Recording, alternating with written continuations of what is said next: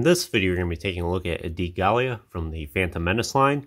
So she might very well be one of my personal favorite action figures from the entirety of the Phantom Menace line. And even to this day, I still think she's a fantastic action figure.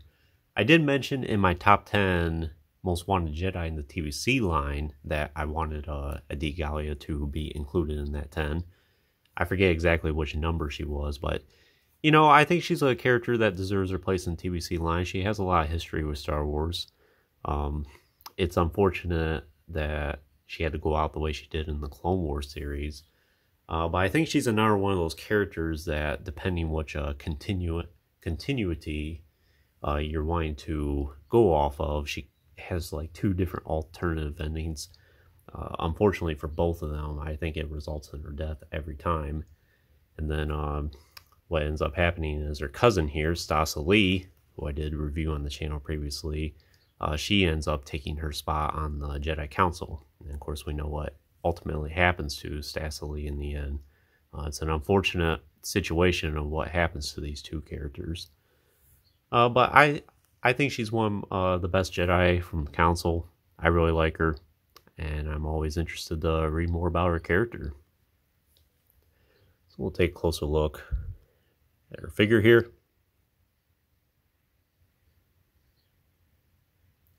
So I think the sculpting work is fantastic. If a Gallia was redone in the Legacy collection, I have no doubt that she would be reutilizing a lot of the body from Stasa Lee here. The only thing that'd be significantly different is probably the head sculpt. So you can see a Gallia does have a little bit of a narrower face compared to her cousin. And I think that is an accurate thing. It's not something that's just part of the art or the sculpting work of the Phantom Menace figure here.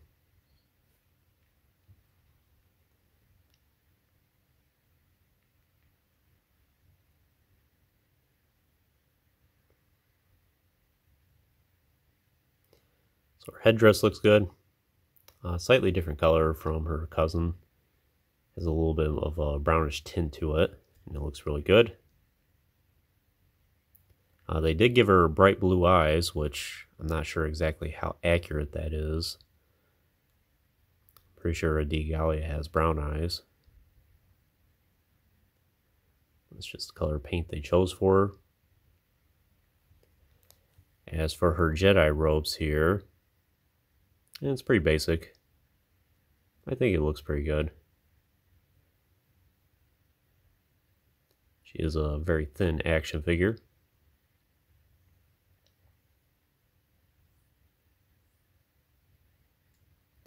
And her trousers here, and her boots.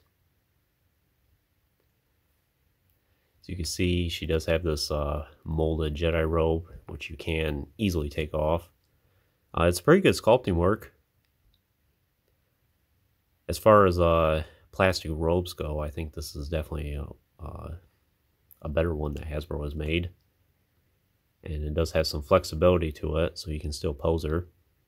But all you do is take your right arm and put it in the sleeve there. And there's not a spot for the left sleeve at all, which is interesting.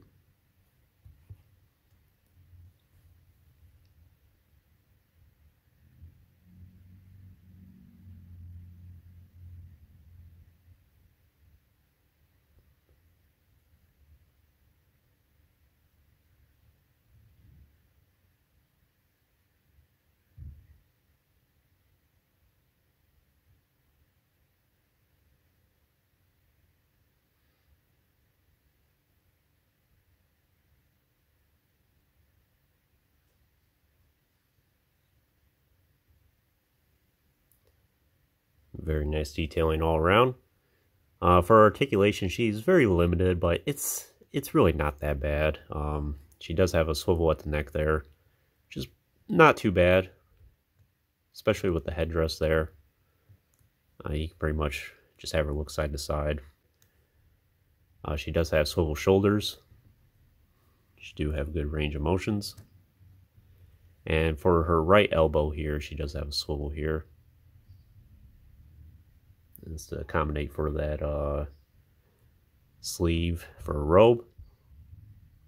No wrist articulation, but she does have a swivel waist, then swivel hips, and that's it for her articulation. While it could be drastically improved, I'm okay with it for what it is. You can pretty much guarantee a lot of the poses you want anyway. You can have her using the Force even. Of course, she's holding her lightsaber off to the side here.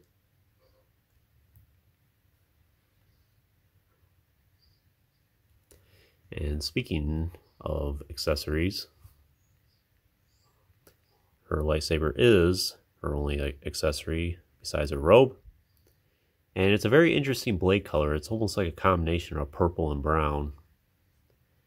And I'm not sure of the accuracy to this being her lightsaber blade color. Back during the Phantom Menace line, if you recall, I think they gave Mace Windu a blue lightsaber, and then they gave Ki-Adi-Mundi a purple one. So I think Hasbro, when they got the initial plans for a lot of these Jedi, there really wasn't anything to go off of, so they just kind of made up their own at the time. And I don't think it was quite established yet during the Phantom Menace that Mace Windu was going to have a purple lightsaber. Well, it's something unique for her. Instead of the usual generic green or blue even.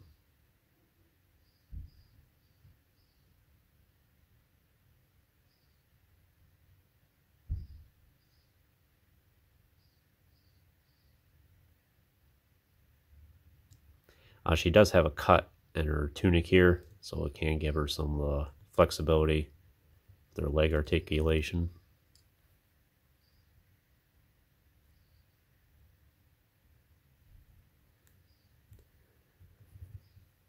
So whether or not she has the robe or not, I think she looks good either way.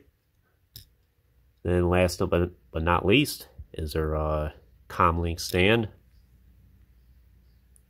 It's a nice image of the character there.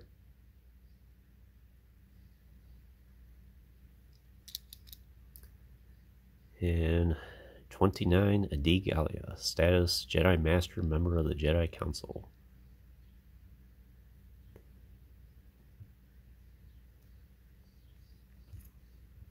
We'll see what her voice lines are. The power of the dark side is growing, I fear. There is more to this conflict than meets the eye. The Sith should not be ignored. The power of the dark side is growing, I fear. So she has the 3 lines. I'm pretty sure in the Phantom Menace she doesn't have any lines at all. She probably only has a grand total of like 10 seconds of screen time even. We just see her sitting on the Jedi Council, and then when the information about the Chosen One is brought up, we get a split second of a scene with her where she basically looks aghast that, oh, maybe this is the Chosen One regarding Anakin there.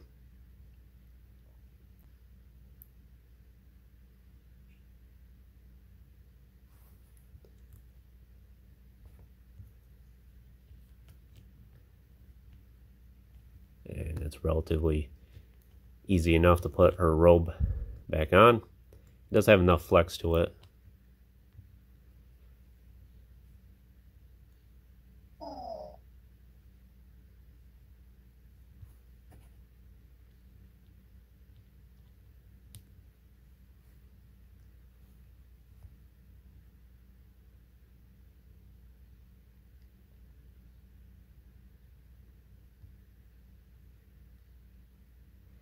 But anyways, I think that's all I can tell you about Adi Gallia here. So would I recommend her for your collection? I totally would. If you're very selective about which characters you get from the Phantom Menace line, I think Adi Gallia is one of those ones you should get. And she's a very easily accessible action figure for the most part. You could probably get on eBay right now and find her in like the $5 or $10 range, and I totally think she's worth being a $10 action figure. And like I said, I think she's one of my personal favorites from the entirety of the Phantom Menace line. While she definitely could use an update, I still think she holds up very well. I have her displayed with all my other Jedi, like Stas Lee here, and then of course all the ones from the TBC line, Legacy Collection, 30th Anniversary even. And I think she blends in nicely.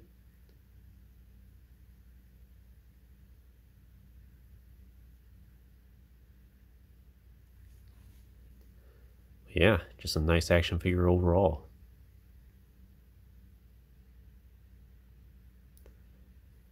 But anyways, that concludes this review. I hope you enjoyed it. Stay tuned for plenty more reviews in the future. There will always be more to come. If you haven't already, please like the video and subscribe to the channel. I always appreciate all your support.